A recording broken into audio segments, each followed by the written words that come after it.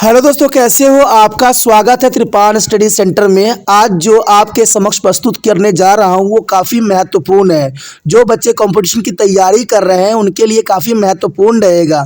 इसमें एमसीक्यू के अंतर्गत आपके समक्ष क्वेश्चन रहेगा जो हर एक एग्ज़ाम के लिए महत्वपूर्ण रहेगा। चाहे आप एसएससी के एग्ज़ाम दे रहे हो, चाहे यूपीएससी के एग्ज़ाम दे रहे हो, तो काफ़ी महत्व रखेगा। चलिए देखते हैं हमारा आज जो है एमसीक्यू क्या कहता है।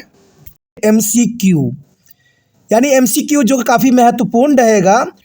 ये एमसीक्यू देखा जाए तो हर एक कॉम्पिटिटिव एग्ज़ाम के लिए महत्वपूर्ण रहेगा। जो बच्चे ने इस एमसीक्यू को कर लिया, समझिए उसका बेड़ा पार हो गया, क्योंकि ये काफ़ी महत्वपूर्ण है।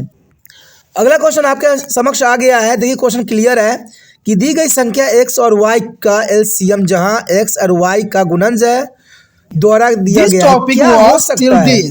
We will review the next topic in the next part. If you like it, then please like, share, subscribe and share the video as much as possible. Do not think, subscribe and save in your mobile. Thank you. x y जो है x का गुणनज है। यही पर answer का जो है clarity आती है कि यहाँ पर दी गई संख्या x और y है और इसका एलसीएम क्या है? एलसीएम जो है y x का गुणनज है। तो इसका मतलब है y x का गुणनज है। तो मतलब क्या हुआ?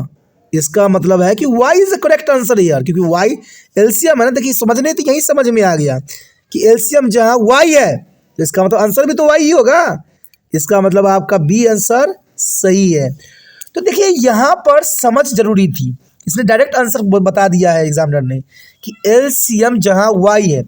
अरे भाई, जब एलसीएम y बता ही चुके हो तो आंसर भी तो बी ही हो जाएगा, फिर y ही आंसर आएगा। तो ये काफ़ी महत्वपूर्ण है। चलिए देखते हैं अगला क्वेश्चन क्या है। देखिए अगला क्वेश्चन जो आया है आपके समक्ष, आप देख के ही कंफ्यूज हो जाओगे कि भाई इतना बड़ा क्वेश्चन है, इसको सोल्यूशन करे कैसे। एग्जाम में ऐसे ही क्वेश्चन आते हैं और आप ना पढ़ते हो ना समझते हो, डायरेक्ट टिक लगा देते हो, भाई ये तो आंसर चला जाएगा, सही गया। क्वेश्चन कोई खास नहीं होती, समझ जरूरी है। देखिए क्वेश्चन है कि एक खेल मैदान के चारों ओर एक गोलाकार पथ है। एक गोलाकार क्या है? पथ है। चारों ओर एक गोलाकार पथ है। प्रिया का मैदान का एक चक्कर लगाने में 18, एक चक्कर लगाने में कितना मिनट लगता है प्रिया को? 18 मिनट। वही हरीश को जो है वही चक्कर पूरा करने में 12 मिनट लगता है। तो मान लीजिए कि वो दोनों एक ही बिंदु और एक ही समय पर शुरू करते हैं और एक ही दिशा में जाते हैं, तो वो कितने मिनट बाद मिलेंगे? क्वेश्चन क्लियर है कि एक चक्कर लगाने में उनको 8 मिनट लगते हैं। मैदान के चारों ओर एक गोलाकार है, तो 18 मिनट तो लगता है प्रिया को और हरीश को 12 मिनट। लेकिन दोनों एक साथ कब मिलेंगे? क्या वो 26 मिनट में मिलेंगे? क्या बी 18 मिनट में मिलेंगे? या 6 मिनट में मिलेंगे? या इनमें से मिलेंगे ही नहीं? भाई मिलेंगे तो जरूर, लेकिन कितने मिनट में मिलेंगे? तो आप कन्फ्यूज़ हो जाइएगा कि इसका आंसर मैं दूँ क्या, और तुक्का में लगा दीजिएगा। कोई लगा देगा कितना 36 मिनट लगा देगा, कोई 18 मिनट लगा देगा, कोई सी लगा देगा 6 मिनट। ठीक है, लेकिन जर्नल थोड़ा सा कैलकुलेशन कीजिए। अगर आपके पास 18 है और 12 है तो इसका एलसीएम लीजिए। 18 और 12 का अपने कॉपी निकालिए, 18 और 12 का एलसीएम लीजिए। 18 कीजिएगा तो क्या बनेगा? 2 से कीजिए कितना जाएगा? 9 हो जाएगा। 933 यानी 233 आ गया। वहीं 12 मिनट कीजिए, 12 का आएगा 2 × 2 × 3। अब देखिए इसमें क्या खासियत दिख रहा है। इसमें खासियत ये दिख रहा है कि इसमें आपने जो है लोवेस्ट कॉमन फैक्टर निकालनी है। तो लोवेस्ट कॉमन फैक्टर देखा जाए तो 18 में 3 3 की आ गई और जो है यहाँ पर 12 में 2 2 की आ गई। तो कितना हुआ? 3 3 = 9 और 2 2 = 4। तो 9 और 4 को मल्टीप्लाई कीजिए, कितना आ गया? 36 मिनट। यानी ए ऑप्शन सही है। ये ऐसे क्वेश्चन छोटे क्लास में भी थे, लेकिन आप लोग कभी ध्यान देते नहीं हो।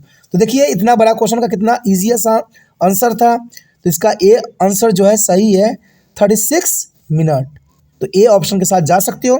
चलिए देखते हैं अगला क्वेश्चन क्या है। अगला क्वेश्चन हमारे समक्ष आ गया है। क्वेश्चन क्लियर है। देखिए 98 को उसके अभाज्य संख्याओं के गुणनफल के रूप में व्यक्त कर सकते हैं। अब ये क्वेश्चन 7th क्लास के बच्चों को भी आ जाएगा, क्योंकि इसमें इजी है। देखिए ऑप्शन तो आप बाद की बात देखिएगा, ऑप्शन तो बहुत कुछ बताएगा। आप सिंपल सी बात ये कीजिए कि 98 यानी 98 को जो है गुणनखंड कर लीजिए। गुणनखंड कीजिएगा तो क्या आएगा? देखिए गुणनखंड मैं कर रहा हूँ, क्या आ रहा है? गुणनखंड 98 को हमने किया, कितना आया? 2 से पहले गुणनखंड कीजिए, इसका कितना जाएगा 4 9 आ गया। अब 49 किसका होता है 7 7 का होता है। यानी इसका मतलब हो गया कि आपका गुणनखंड जो आया 2 गुना 7 गुना 7। तो देखिए यहाँ पर हो जाएगा 2 गुना 7 की पावर 2। 2 गुना 7 की पावर कहाँ पर है, ऑप्शन सी, यानी ऑप्शन सी जो है सही है। तो आप ऑप्शन सी के साथ जा सकते हो, ऑप्शन सी सही है। तो मैंने भी कैलकुलेशन किया।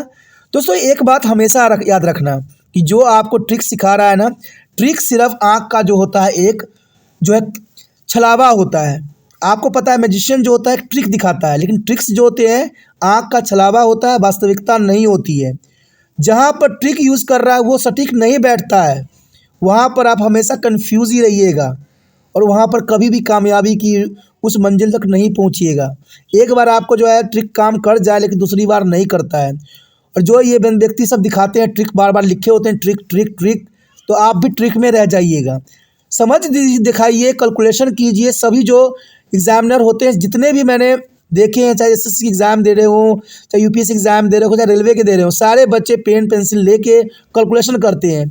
इवन कि एग्जामिनेशन सीट में भी एक सीट वाइट रहता है कि बच्चे जो है अपनी कैलकुलेशन कर सकें, तभी तो बच्चे आगे निकल जाते हैं कैलकुलेशन करके। लेकिन जो ट्रिक के चक्कर में फंसता है उसका जो है कभी क्लियर होता ही नहीं है। तो ये आपकी ज़िंदगी के लिए महत्वपूर्ण है कि ट्रिक को कभी भी सटीक नहीं मानिए, अपनी समझ अंडरस्टैंडिंग को बेस्ट मानिए। चलिए देखते हैं अगला क्वेश्चन क्या है। देखिए अगला क्वेश्चन हमारे समक्ष आ गया है। क्वेश्चन क्लियर है कि कुछ पूर्णांक p के लिए प्रत्येक सम पूर्णांक रूप का होता है। This topic was till this. कुछ पूर्णांक जो we होते will हैं do p the के next लिए topic in the next part. Some If पूर्णांक के you रूप में like it, होता है। then p को बोल please रखा है कि like, कभी share, किस रूप subscribe में and share ये the पूर्णांक video हो as सकता है, much किस रूप में as ये p possible. जो है Do not सम think, पूर्णांक हो subscribe सकता है। and save तो in your क्वेश्चन यहाँ पर mobile. Clear Thank you. है, समझने की जरूरत है। अब देखिए अगर पूर्णांक p को अगर सम बनाना है तो सम बनाना है तो ए ऑप्शन को देखिए 2p + 1, क्या इसमें सम बन सकता है? सोचिए। बी देखिए 2p, क्या इसमें सम बन सकता है? सी देखिए p + 1, क्या इसमें सम बन सकता है? या डी p में? थोड़ा सा आपको समझ लगाने की ज़रूरत है कि p के लिए, पूर्णांक p के लिए हम प्रत्येक सम पूर्णांक के रूप में किसको व्यक्त कर सकते हैं।